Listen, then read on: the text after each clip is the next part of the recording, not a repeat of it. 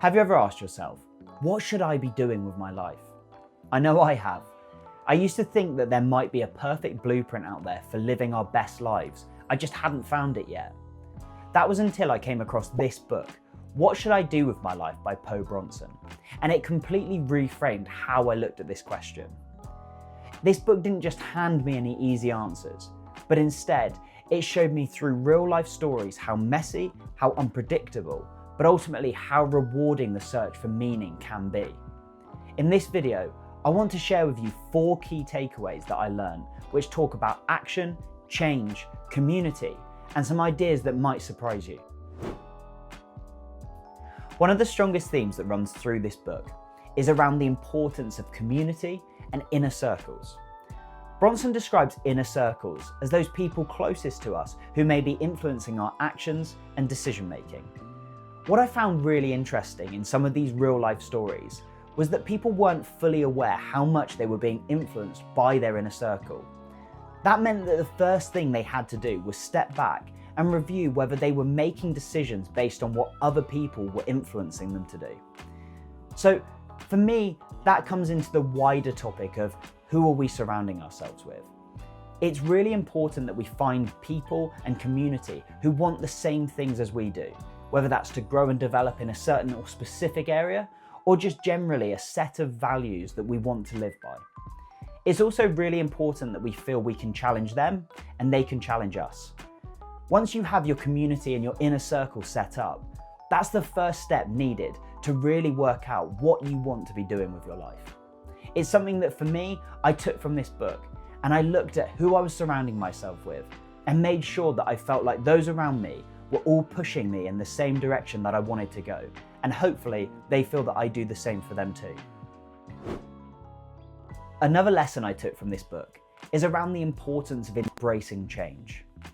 Bronson makes a really great point that for most of us, we'd probably only make a significant change to our lives when things get so bad that we're left with no other alternative. But what about if we could be brave enough to make a change when things are good? When I sat back and really thought about this, it made me realise that when things are good, that's probably the best time for most of us to make a change if we feel there's an opportunity to make our lives even better. What we don't want to do is to wait for things to get so bad that we're left with few options. The book also talks about how modern life now has changed, so having one calling in our lives is probably quite unrealistic. It's quite natural with the amount of opportunity that presents itself that for some of us, we may want to explore other careers or other paths in our lives. And what it's important to remember is that that's okay to explore.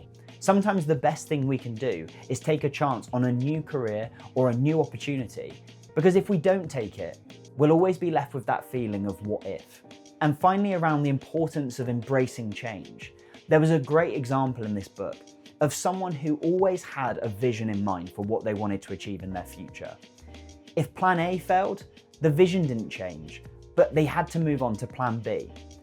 What that meant was they were always going towards the same end goal, but they accepted that sometimes the path there was going to have to change to make sure that they remained flexible and could move with whatever life threw at them. This is something that I think we can all try to embrace and make sure that we have a clear vision for what we want to achieve in our future, but allowing ourselves the flexibility to move with whatever obstacles present themselves in our lives. The next lesson I want to talk about is the importance of aligning our beliefs and values with whatever it is that we're choosing to do.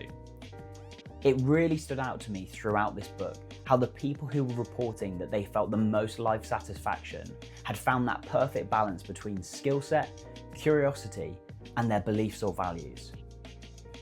For me, it's really important that we establish whether the path we're taking has that line up with our value system, and if it doesn't, it might be time to consider a different pathway. One example from the book that really stuck with me was a man who built a business which wasn't just about making money, but it was also about building a service which he could provide to his community, which he felt was really lacking in his area. What that meant was, because it was founded in his belief system and that value that he held dear about helping his community, when things got hard for the business in the early stages, he was able to keep pushing through that. Now, it's a much more successful business, And it just shows how important it is to have a value that aligns with the business or the career path that you set up for yourself. And that got me thinking, what's the bigger picture that I want my own work to support? For me, I'm comfortable to say that it's about living with intentionality. As long as I feel that the things I'm working on truly align with my belief systems, I've found that that's really helpful in making sure that I feel satisfied with the work I'm doing day to day. Hopefully, by applying this same logic, it will help you to really understand what path you want to be working towards. And now we get on to the final lesson that I took away from this book. And for me, this one's got to be my favourite because it fundamentally changed how I look at that question of what I should do with my life. Bronson interviewed hundreds of people for this book, and in doing so, he realised that none of them had an epiphany, that moment of realisation for what they should be doing with their lives. And this is something that sometimes gets sold to us all. We wait around hoping that a great idea will strike us and we'll know what exactly we want to do with our lives. But the reality is, it's more likely that for most of us it will be taking small steps and running small experiments to try something that we feel will be the best option for us. And this was huge for me because it meant that I stopped waiting for some great idea to strike me, and instead I started to take action. If I had an idea that came to me which aligned with my beliefs and values, I'd give it a try. Sometimes that didn't work out, but it meant that there's skills I've picked up along my recent path which I wouldn't have if I hadn't been willing to give new things a go. For me, that's one of the big lessons that I take, which is that action creates clarity for our path forward.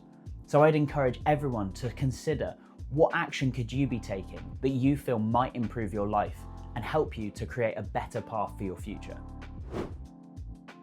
The question of what I should do with my life definitely isn't a one-time answer, but hopefully I've managed to reflect in this video that we should be finding enjoyment in the journey to find meaning. Something that's really helped me with that is those 4 lessons that we've covered in this video. Firstly, to find a community that helps you to learn, grow, and develop. Then, it's about remembering that change is constant and being flexible with that. Thirdly, finding a path that aligns with our beliefs and our values. And then finally, it's remembering not to rely on epiphanies. Instead, start taking action. I hope you've enjoyed this video, and if you have, then please like, leave a comment, and subscribe. See you next time.